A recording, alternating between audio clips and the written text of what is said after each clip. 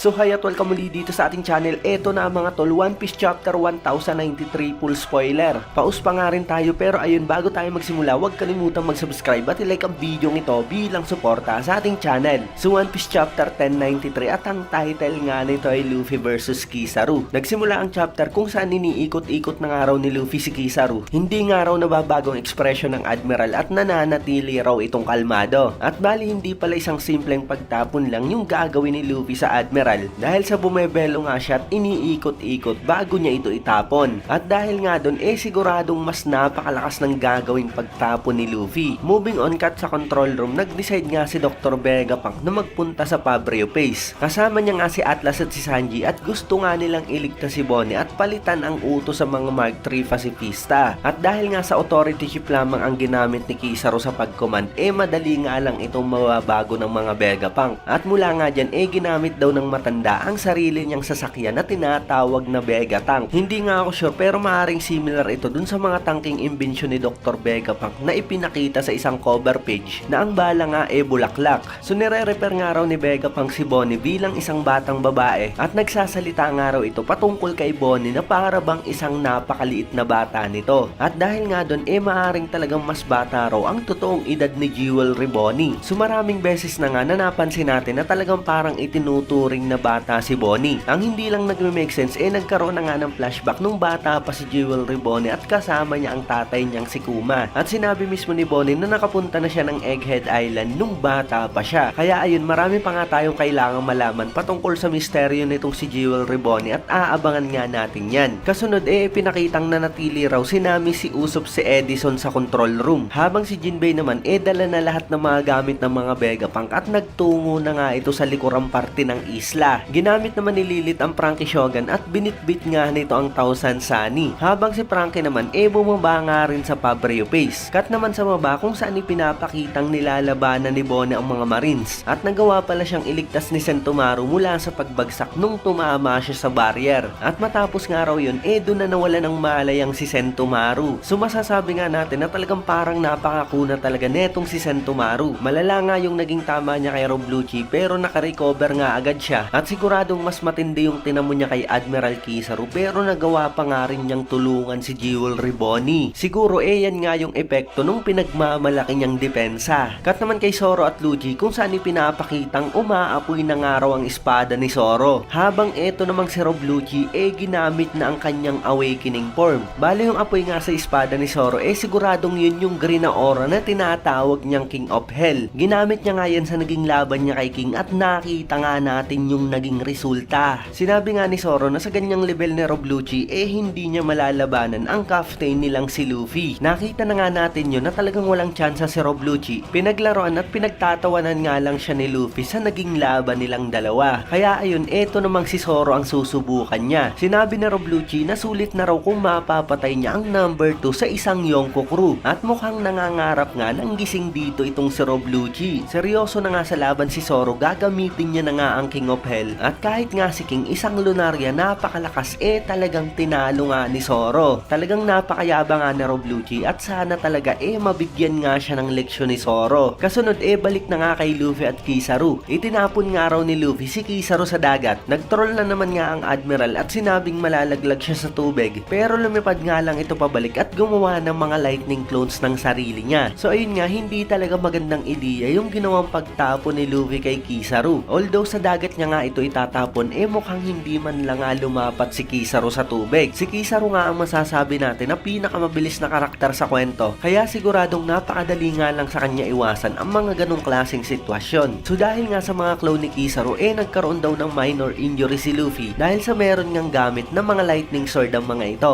So hindi nga ako sigurado pero maaring parte na nga ng awakening ni Kizaru ang mga clones na to. At talagang hindi nga ito basta-basta dahil sa nakakagamit ang mga ito ng lightning sword. So gumamit nga si Luffy ng Gomu Gomu no Don Stamp. Winasak niya nga ang mga clones ng Admiral pero wala nga dun ang tunay na Kizaru. At ipinakita na si Kizaru pala bumalik na sa control room para patayin si Dr. Vegapunk pero wala na nga dun ang matanda dahil sa bumaba nga ito. So talagang focus nga lang sa mission ng Admiral, parang ayaw niyang kalabanin si Luffy at gusto niya lamang mapatay si Dr. Vegapunk. Lumipad nga ang Admiral kung nasan ang Vegatank at inatake nga ito pero talagang napakabilis nga ng reaksyon ni Luffy. Sinundan niya nga si Kizaru at at dinepensahan niya nga si Dr. Vegapunk. Sinalo niya nga ang lightning attack ni Kizaru at nahati-hati nga raw ito sa iba't ibang direksyon. At dahil nga sa ginawa ni Luffy, nakarating nga ng ligtas ang Vegapunk sa Pabreo Face. At natapos nga ang chapter kung saan nabago nga ni Atlas ang ibinigay na utos ni Kizaru sa mga pasifista. At sa huling panel nga,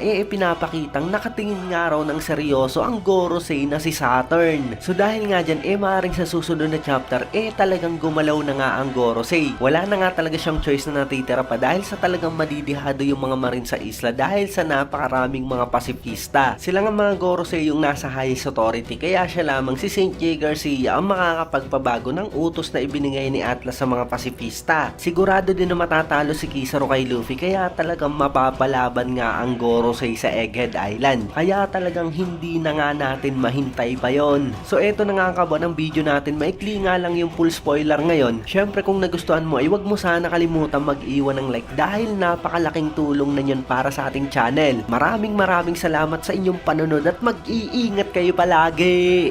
Pagang!